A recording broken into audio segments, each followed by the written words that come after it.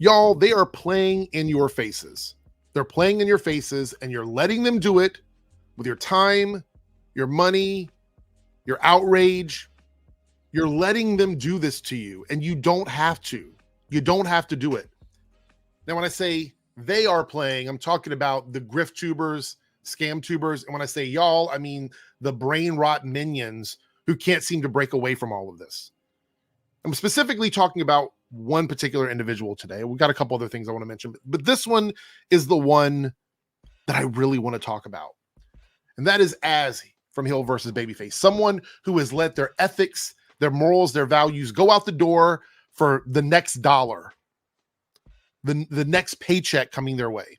This is someone that has sold their entire life to being a lolcow, sidekick, outraged personality to a bunch of other people on YouTube to make money. We've talked about this before about how he changed up his content in 2016, blah, blah, blah. We know how it goes. He's no longer on FNT, Friday Night Tights. And I talked about this a while back. When I said he was the worst person on FNT, I literally meant that. Like, he is the worst person on FNT. Now, I know Shad, questionable. But the reason why Az is the worst person on FNT is Az is an unpredictable loose cannon with no filter. And it's fun for a while, but I can tell you from personal experience, the no filter stuff after a while can become a problem for you and your brand if you're associated with it. And Az was. Go to the subreddits. You can read about it. People didn't like Az. He was not popular with the viewers of FNT for the most part. Every day I would see their subreddit, the Mauler subreddit, all these different subreddits where they bring up Az. The vast majority of the comments that I saw were not happy about Az. Now, you might be an outlier where you're like, oh no, I liked Az, but I didn't see a lot of people standing Az in those categories. Anyway, point being is I'm pretty sure they're happy that he's gone, if I'm just kind of spitballing a guess here, because of stuff like this.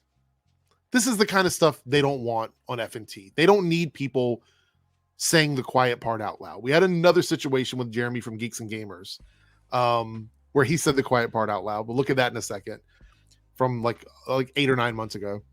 But they don't need this, right? Anyone else sad there's no Acolyte tomorrow? Now, I enjoyed the Acolyte. I am sad there's no Acolyte because I think the show could have used like 1 or 2 more episodes to really wrap up the story. So I genuinely am sad there's no Acolyte. But as goes my bank account. Now, you might say, oh, that's just a joke, but it's not totally a joke. It is a joke in the context of this response, but it's not a joke in the sense that this is the reason why he does this.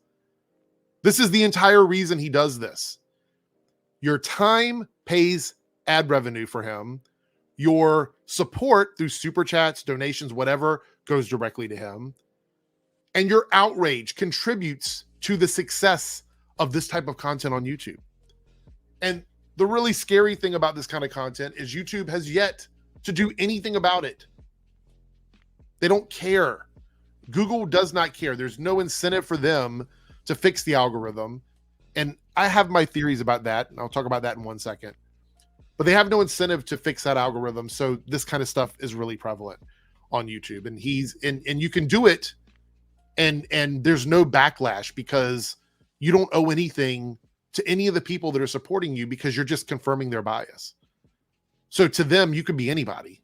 Any single person that wants to just get out here and repeat confirmation bias can do so and walk away from it without any accountability whatsoever. And they can do it for a paycheck. So you can be as racist, sexist, homophobic, bigoted, whatever. You can be all of those things. Say you're not because it's the internet. And then YouTube is going to pay you to be that person. So you can be a clown like Az. You can be a meme, a lolcow.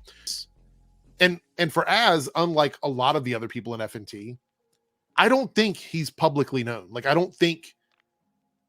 I've never heard anybody call him by his real name or anything like that. So for him, it's even easier. He doesn't go to any of the meetups. His connection to all of this is very internet, which means the day he decides to stop doing it and walk away, cash out whatever checks he has for the internet, the day he decides to do that, there'll be no ramifications for him. Now, there's been some idea about whether or not he's breaking any laws where he lives. I don't know. I have no idea. Before we look at this clip, though, and I have a little bit more to say to this, I want to talk about like why YouTube doesn't change the algorithm. Because these guys are mostly insignificant to YouTube. They're big channels in our space, but in the world of YouTube, they're mostly insignificant.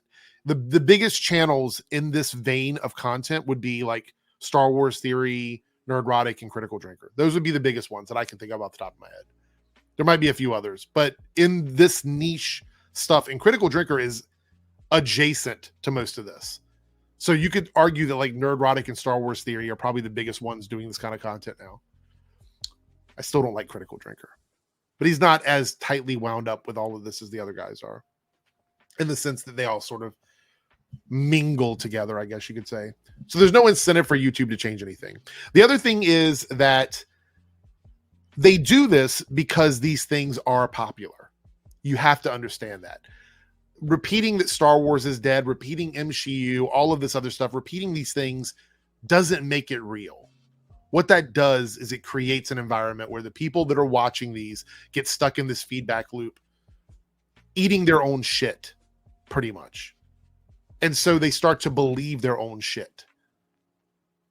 And so for them, that's the way to get to all of it, is to create this feedback loop and create this environment where people believe this stuff. These things are popular. They would not talk about them if they weren't popular. And a good example of that is like the DC stuff. There was a string of DC movies that were shit, and they did mention them, but you'll never see them stay and harp on a DC project. They will stick with the stuff that they know is very popular, like Star Wars, like Marvel, like Disney. These are the things that are almost universally popular to the point where they're too big to fail. And I say that knowing that there is a tiny possibility that eventually some of these things could fail. But as of right now, it's just not going to happen. We're talking about the biggest brands in the world.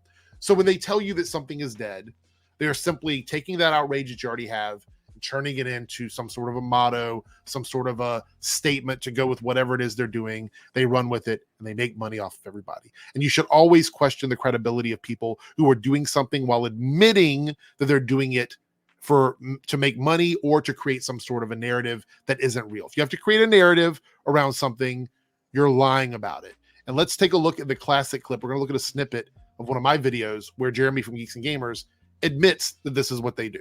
I created a One Piece discussion right now. I just created one for the past 5 minutes. Yeah. No, but I would have liked. Did we just talk about One Piece for 5 minutes? I love how they cut Shad off. One Piece was used, but we didn't talk about it. No.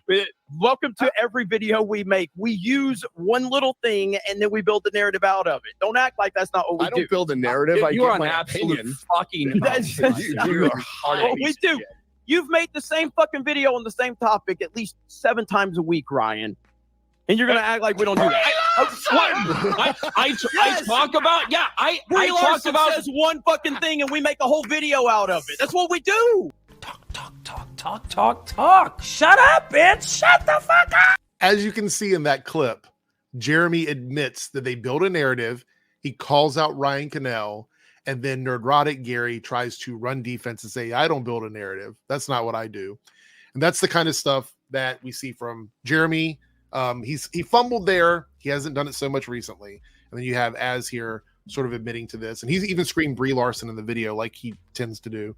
The point is that this is the kind of content that they make. They do outrage content so they can keep people in that cycle and make money off of it. And once you start introducing some sort of capitalistic reason for why someone is counterculture or going against the grain like they are for these popular things, these King of the Hills. And that's what you'll see. They're always going to go for the extremely popular stuff. They're not going to punch down. They're not going to be talking about stuff that no one else cares about, because that doesn't make sense. When they say no one cares, it doesn't make sense. Why would they make video after video after video talking about something that no one cares about? That doesn't make sense. Think about it. Honestly, think about it. Why would they do that? You're clicking on their videos. So obviously you care about the thing they're talking about. If no one cares about it, no one would click on it, and thus they wouldn't be talking about it. They have an entire podcast dedicated to talking about things that everyone loves so that their niche audience, their tiny audience, can sit around and circle jerk to how much they hate it, all while paying money to these guys to lie to them, to confirm their bias, and keep them in an outrage cycle. And they keep playing in y'all's faces, and you're letting them.